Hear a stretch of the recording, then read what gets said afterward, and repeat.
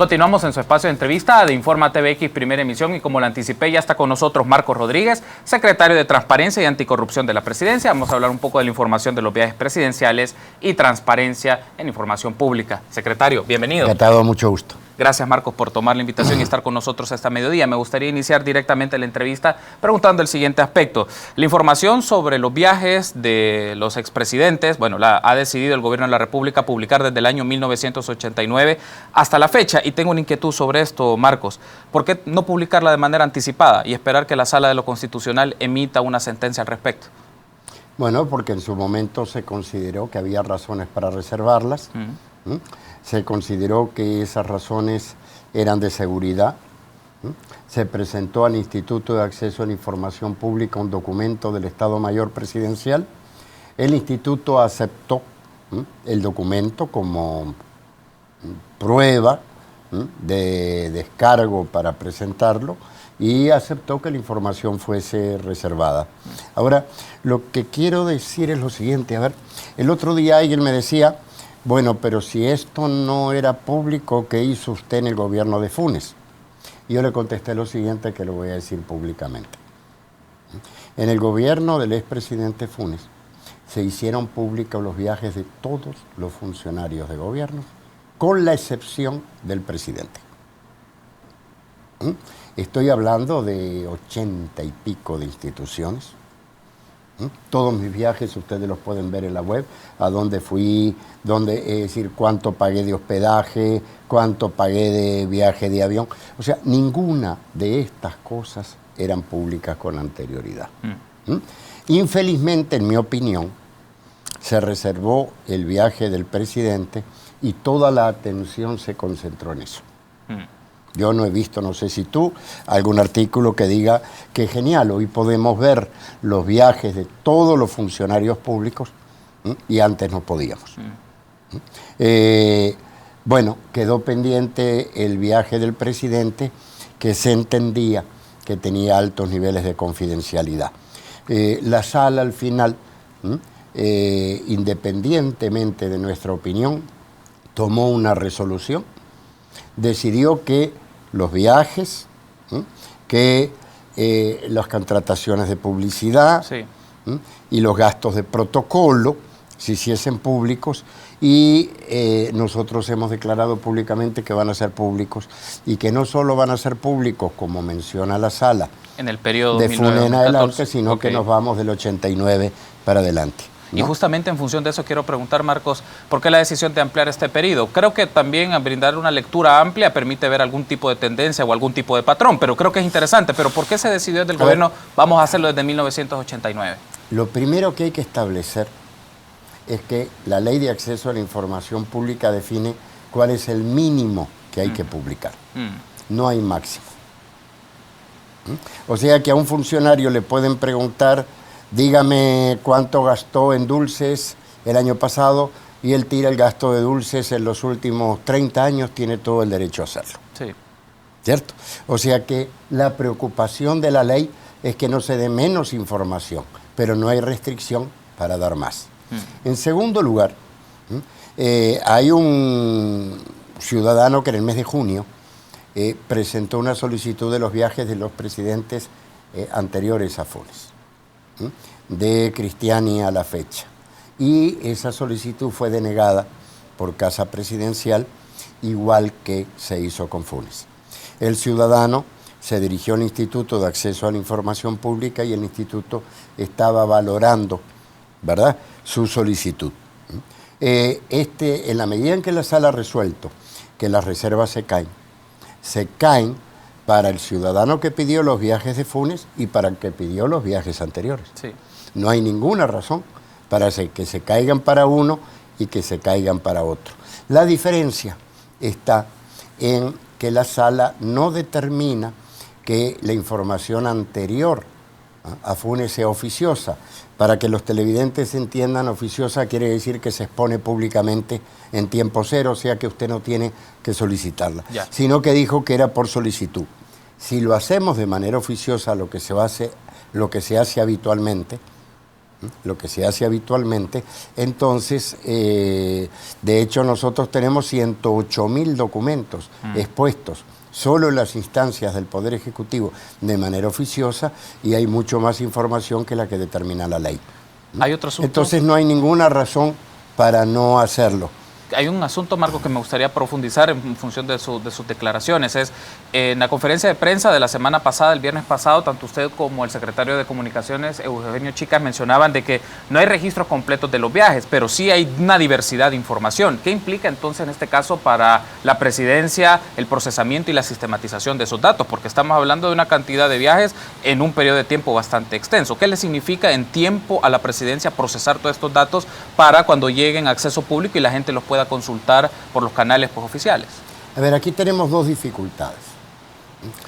La primera es que cuando descubrimos que determinada información era inexistente en lo que respecta a Funes, el presidente me solicitó que hiciéramos un examen de la información que había y que no había en Casa Presidencial para cortar por lo sano. Ese informe está en proceso. Yo lo mostré en la conferencia de prensa, es una enormidad de papeles.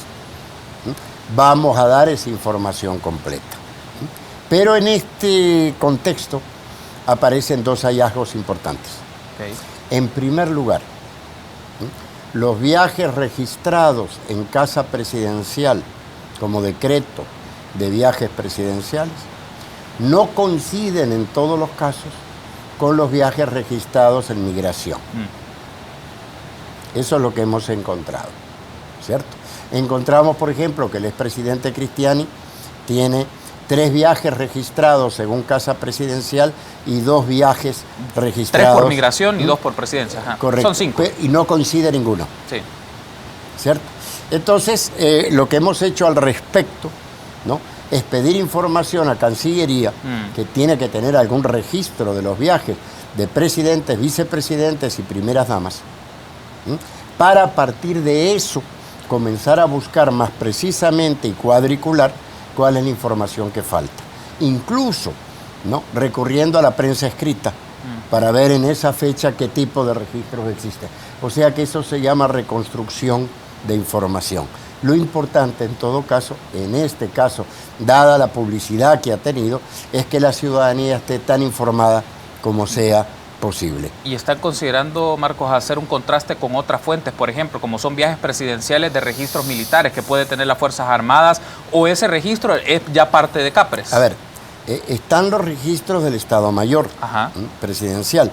Lo que yo puedo decir es que en estos días que tenemos antes de la obligación de cumplir la resolución, que según entiendo es a la fecha 26 de septiembre, vamos a tratar de recabar la información más completa y publicarla viaje por viaje, haciendo referencia a cuál es la fuente de la información. El segundo hallazgo es que no hay información contable del viaje de ningún presidente, de ninguno. Y los televidentes dirán, pero ¿cómo puede ser? Es decir, ¿quién compró? ¿Cómo se hizo? ¿Por qué? Entonces, la respuesta es bastante sencilla. Los viajes de los presidentes de la República, me consta desde Cristiani a la fecha. A la fecha de Salvador, porque en el caso de Salvador sí consta. Información contable no existe. Y yo estoy seguro, estimados oyentes, que si buscamos de Cristiani para atrás, menos todavía. Y la razón es muy simple, ¿no? Se manejaron siempre como secreto de Estado.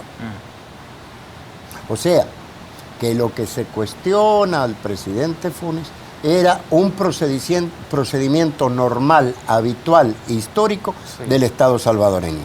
En el caso de Salvador Sánchez Serén, también vamos a publicar la información de sus viajes, incluso ya presentamos, creo que son 34 viajes, ¿no?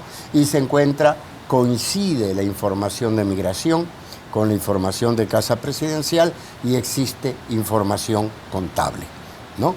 Entonces, en eso lo mismo vamos a hacer con la publicidad y con las visitas de presidentes extranjeros. Quiero aclarar una cosa. La reserva parcial a la información protocolar se debe a que cuando llega un dignatario extranjero, es el visitante que establece su protocolo. A ver, cuando viene, si me piden la información del viaje de Obama, lógicamente, el gobierno de El Salvador acepta las condiciones de protocolo y de seguridad que tiene el Departamento de Estado, quien se encargue de Estados Unidos con respecto a los viajes de Obama, lo mismo con Piñeira, ¿no? Entonces vamos a hacer pública la información que tenemos y que mandata la sala, ¿no? Y esperemos que con eso quede subsanado el punto de completar, ¿no?, la información de viajes, por lo menos, ¿no?, para todos los titulares del Poder Ejecutivo. Por otra parte, Marcos, de este proceso de sistematización e información que usted ha mencionado, que va a llevar un tiempo registrar lo que se tiene en estas circunstancias, ¿han considerado en algún momento generar procesos de investigación ante irregularidades que ustedes podrían detectar tras leer y procesar la información? No solo me refiero periodo actual o periodo de la gestión FUNE, estamos hablando de gestiones anteriores. Al identificar alguna irregularidad, ¿ustedes están considerando visibilizarlo ante la opinión pública, Marcos? Bueno, la no aparición de información contable ya de per se es una irregularidad. El problema es a quién sanciona. Porque va a tener que buscar de Cristiani a la fecha. Y son posiblemente varios funcionarios que están comprometidos e inclusive los mismos presidentes. Yo creo que esto va a depender de Fiscalía, que es la que le corresponde judicializar. Pero le voy a poner un caso. Cuando pidieron la información de los acuerdos de paz, y esta información estaba en la casa del señor Cristiani, del expresidente Cristiani. ¿Eso es delito o no es delito? Es delito. ¿Está registrado el delito? Sí, porque hasta lo devolvió, está filmado, es confeso. ¿Habría que mandar o habría que enjuiciar al señor Cristiani por sustracción de documentos públicos? En mi opinión, no. Y yo lo dije en su momento, en mi opinión, no. La entrega del documento a otro firmante de los acuerdos de paz, como Salvador Sánchez Serén, alcanza, ya está. Es decir, en este proceso de ir abriendo información va a aparecer de todo. Es parte del costo de la transparencia. Si usted va a enjuiciar a cada persona que estuvo involucrado en lo que eran procedimientos de Estado, ¿no?, entonces sí, yo creo que vamos a tener que buscar ampliar un poco las salas del juzgado y eso, porque va a ser mucha gente. Yo no considero, ¿no?, que esa sea la ruta ni para el señor Cristiani ni para nadie más. Pero puede haber, es un derecho ciudadano, está la Fiscalía, la Corte Suprema de Justicia, que tomarán también sus decisiones. Tenemos que hacer una pausa, Marcos. Me gustaría que en el siguiente bloque profundicemos un poco más, particularmente con el tema de divulgar información de las campañas, en este caso publicitarias, y también del acontecimiento de esta mañana, de la actividad de esta mañana, con respecto a las reservas de la información o a la disminución de las reservas de información, si le parece. Tenemos que hacer una pausa, continuamos con más en el espacio de entrevista de Informa TVX, primera emisión. Regresamos.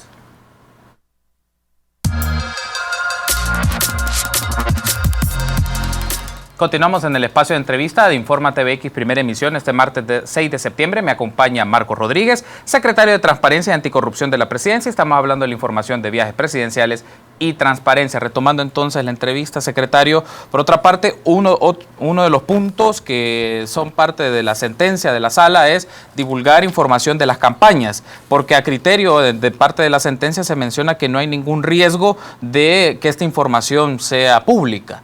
¿Cuál ha sido el posicionamiento de la presidencia en este momento de divulgar esta información? Porque se alegaba antes de que esto podía afectar el tema de competencia, de la información que se brindaba, pero ahora ya la sala ha dicho, bueno, se tiene que hacer público. A ver, en algún momento cuando estábamos discutiendo en el año 2010, 2011, la declaración de inconstitucionalidad de la llamada partida secreta, y una vez que la sala resolvió, me preguntaron los periodistas qué pensaba.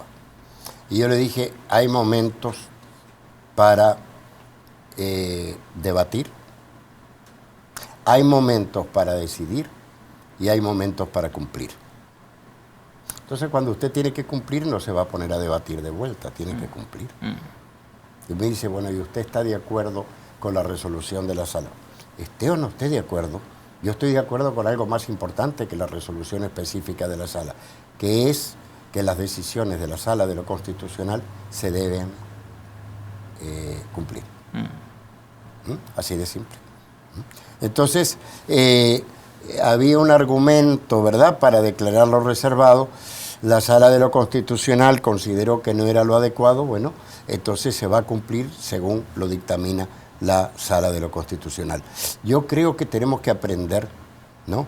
Y hoy y mañana la sala también, es decir, también le pidieron a la sala en su momento los ingresos de la declaración de probidad de uno de sus titulares, dijo primero que no, el instituto le dijo que sí, y entonces presentó la declaración de probidad, ¿no?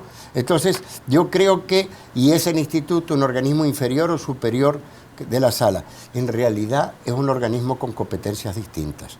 Sí. Y una vez que el instituto le dijo al magistrado que debe publicar su declaración de probidad, yo creo que tuvo a bien obedecerlo y hacerlo. Así funciona el Estado de Derecho. Nos guste o no nos guste, hay determinados ámbitos de decisiones y de poder que hay que cumplir.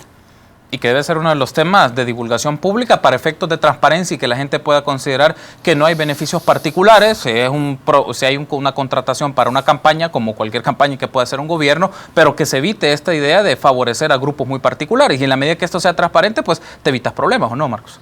Mira, yo en lo personal siempre he tenido el principio de que, primero, cuanto más público, mejor. Segundo, cuanto más rápido, mejor. Hasta cuando tú tienes una deuda, ¿no? Cuanto antes la pagas, menos intereses vas a pagar al final. ¿Cierto? Entonces, hay que agarrar el toro por los cachos y de la forma más integral posible. Si yo solo se publicase la información de los viajes del presidente Fondo y la no existencia, cuidado que la sala dice que la Corte puede investigar y también la Corte de Cuentas y también la Fiscalía. Descarten que voy a esconder algún tipo de papel. ¿Cierto? Ahora, si no existen para un periodo, puede ser que el presidente se metió los pasajes en la bolsa. Pero cuando no existen para ningún presidente, ¿no? Bueno, entonces la explicación no es que un presidente escondió la plata. La explicación es que ha sido un procedimiento de Estado. En realidad es peor, es mucho peor cuando es un procedimiento de Estado que cuando es una persona que ha cometido un acto incorrecto, ¿no? Pero lo tenemos que asumir, pues así ha funcionado y no me dejarás mentir. Los medios de comunicación lo toleraron, al menos los que existían, durante muchísimos años.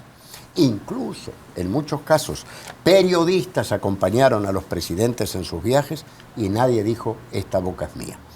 ¿Cierto? Entonces, bueno, también en la medida que vayan apareciendo periodistas que en alguna fotografía aparecen, le vamos a preguntar en función de que la gente pueda conocer la verdad. Pero una cosa es clara, nadie le gusta la transparencia de uno, todo el mundo quiere transparencia de los demás. Bueno, en este juego de presiones que se da, decía hoy en un artículo de opinión, no en el limbo, sino en la tierra y en el marco de una fuerte lucha política de intereses institucionales y a veces interpersonal, lo importante es que al final sea la verdad la que sale adelante. Por otra parte, Marcos, esta mañana han desarrollado una actividad tanto la Secretaría de Transparencia y el Instituto de Acceso a la Información Pública, y hay un dato interesante que el gobierno menciona que ha reducido el 76% de reservas de información. Estamos hablando de 5.467 documentos a poco más de 1.300, 1.329 para ser precisos. Aquí hay un asunto que me interesaría saber, Marcos. Esto es una muestra que ha existido mucha discrecionalidad al momento de reservar información dentro de las instituciones de gobierno. Se ha sido una práctica reservar solamente porque sí, hacerlo, pero sin saber el contenido de la información que puede ser oficiosa o de acceso al ciudadano. A ver, lo primero que hay que establecer es que en el Estado, y en particular en el Poder Ejecutivo, hay millones de documentos. No hay miles, hay millones. Porque para la Ley de Acceso a la Información Pública, todos los documentos históricos son presentes. Todo documento que existe, existe en el presente, aunque esté en un sótano, existe hoy. Entonces, si usted suma todos los documentos que se han producido en el Estado salvadoreño y los que no han sido destruidos por ley, porque cada tanto se destruyen, son millones. 5.000 reservas, en millones no es nada exagerado. Solo en la web nosotros hemos subido distintas instancias del Ejecutivo 108.000 documentos. Aún así, dado que hubo un debate público que se cuestionó los 5.000 documentos, los revisamos. ¿Por qué los revisamos nosotros? Porque no le compete al Instituto de Acceso a la Información Pública revisar las reservas en general, sino solo específicamente cuando hay una demanda de algún ciudadano. Invitamos al Instituto a participar en este proceso, porque aunque no le competa, no quiere decir que no puede participar, y comenzamos a reservar las demandas. Y al final redujimos de 5.467 a 1.329. Sí. Es mucho. Sí. ¿Qué encontramos? Creo que es lo más importante para los ciudadanos. Había instituciones como el Ministerio de Educación que tenían 761 reservas. Y Casa Presidencial tenía solo 25 reservas. ¿No? Entonces usted dice, bueno, ¿y el Ministerio de Educación por qué tenía tantas reservas? Ya les voy a explicar. Okay. ¿No? Entonces se redujeron. Ministerio de Educación pasó de 761 a 62. El Fondo Social para la Vivienda tenía 571 reservas y pasó a 13. ¿Por qué? Porque cada expediente relacionado con transacciones comerciales de casa lo reservaba. Entonces nosotros encontramos 4 problemas. El primero, la causal equivocada de reserva. A veces se ponía información confidencial como reservada. Los televidentes no entienden mucho la diferencia entre confidencial y reservada, pero se la digo en 2 segundos. Confidencial es cuando es datos que tiene que ver con una persona, personales.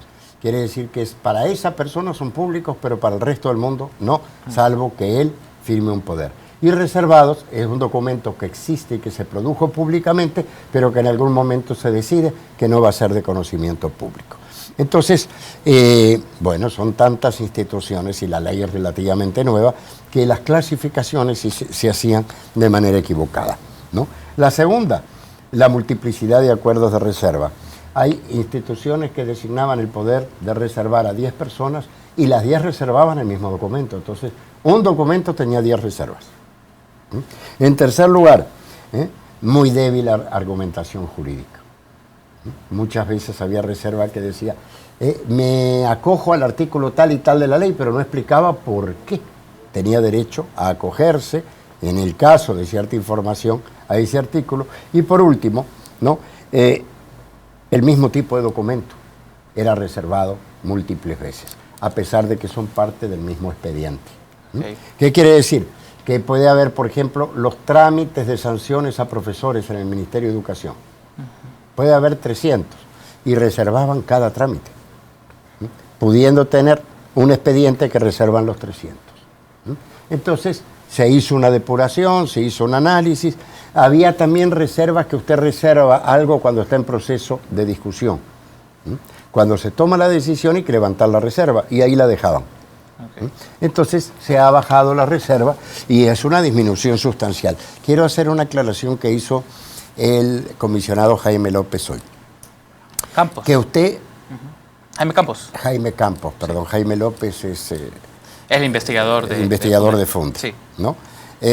Jaime Campos dijo que el hecho de que bajen las reservas es un excelente indicador, pero no es el único. La Corte Suprema de Justicia, ¿saben cuántas reservas tiene? 2. Y es la institución más demandada por reserva en el Instituto de Acceso a la Información Pública. O sea que el hecho de tener solo 2 reservas no quiere decir que no nieguen información específica cuando la piden. Quiere decir que, mire, la lámpara de Aladino no existe. No es ninguna ley, ninguna persona. Estos son procesos que usted va abordando y va recortando las cosas de tal forma que en determinado momento se transforman en procedimientos comunes y en cultura de Estado. Entonces, ese es el reto que tenemos como país y vamos mejorando paso a paso lo que ya es una excelente ley. Estamos cerrando la entrevista. Marcos, hago la última pregunta. Dado el acontecimiento de este día, el gobierno de Nicaragua le ha brindado asilo político a Mauricio Funes y a su círculo familiar. ¿Cuál es el punto de vista de Marcos Rodríguez? A criterio de lo que aparece publicado en la Gaceta, en el Diario Oficial de Nicaragua, se menciona que Mauricio Funes corre peligro su vida, su integridad física, como la de su familia. A criterio de Marcos Rodríguez, ¿comparte ese punto de vista? Mire, Marcos Rodríguez, funcionario, que es el que está invitado en esta entrevista, considera que un pedido de asilo, ¿no?, es un pedido personal. Lo hizo el expresidente Funes ante un gobierno de otro país, que es el gobierno de Nicaragua. Lo que hemos declarado como Presidencia de la República es que Presidencia de la República y El Salvador, a través del Ministerio de Relaciones Exteriores, no tuvo ninguna participación en este proceso de asilo. Eso es lo primero, que quede claro. El que tiene que explicar el por qué pidió asilo es el expresidente Funes y no Marcos Rodríguez. En segundo lugar, el expresidente Funes dice que pide asilo porque considera que puede ser perseguido en El Salvador. En ese sentido, bueno, dependerá de lo que ven los televidentes y lo que opinan. Hay gente, y eso lo he visto yo a través de las redes sociales, que considera que lo que se está haciendo con el presidente Funes es justicia, y hay otros que consideran que es una clara persecución y venganza, ¿no? Incluso hay declaraciones de un señor Velado diciendo ojalá vaya a dar a la misma celda donde estuvo Francisco Flores. Creo que entre la gente que considera que hay persecución, uno de ellos seguro es Mauricio Funes, porque por algo pidió el asilo. ¿Cierto? Ahora, como también tuiteó el expresidente hace un momento, el hecho de que él se haya exilado en Nicaragua, en primer lugar, no quiere decir que no puede ser juzgado. Puede ser perfectamente juzgado, investigado y juzgado en El Salvador.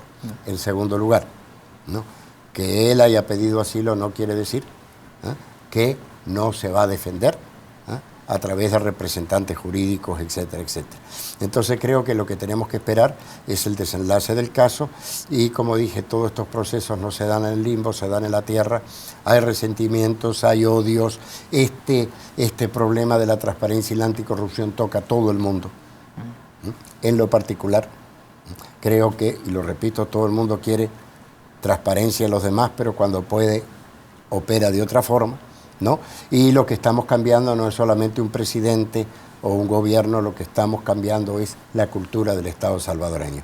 Aquí, por ejemplo, y con esto termino, yo estoy demandado en Fiscalía General de la República por haber reproducido la lista de deudores al Estado, aunque estuviera en el litigio. Cuando usted se cerró una fecha y no pagó, es deudor. Puede reclamar, puede litigar, pero es deudor, ¿no? Y yo estoy acusado, la ANEP me acusó en Fiscalía General de la República por haber hecho público una lista de deudores del Estado. En lo personal, creo que el país tiene mucho más transparencia que antes, y necesita mucho más transparencia que la de ahora. Y que debemos saber no solamente en qué se gastan los fondos públicos, sino también cómo ingresan los sectores los recursos públicos, quién paga impuestos y quién no paga impuestos. Y esto no solo tiene que ver con los contribuyentes a los partidos políticos, como están pidiendo, ¿no? Para mí debemos dar a una reforma legal, dar lugar que, como los países escandinavos, se reserven algunos datos personales, pero se permita conocer cuál es el ingreso y cuál es la contribución impositiva que las personas naturales y las personas jurídicas hacen en El Salvador. Si alguien argumenta que no, debería explicarlo. Y si explica que el problema es que hay problemas de seguridad en El Salvador, tendría que explicar por qué no hay problemas de seguridad para las empresas, pero no para los funcionarios, que también lo tenemos que hacer público. O sea, todos en la cama o todos en el suelo. Para mí, uno de los puntos centrales, más allá de Funes, Flores, es que de acá al futuro, no solamente los gastos y la inversión del Estado sea pública, sino también cuánto contribuye cada persona jurídica y natural, ¿no?, al gasto público. Secretario, un gusto. Encantado. Gracias por haber estado con nosotros en el espacio de entrevista. Permítanos una pausa, continuamos con más en la primera emisión de Infórmate BX.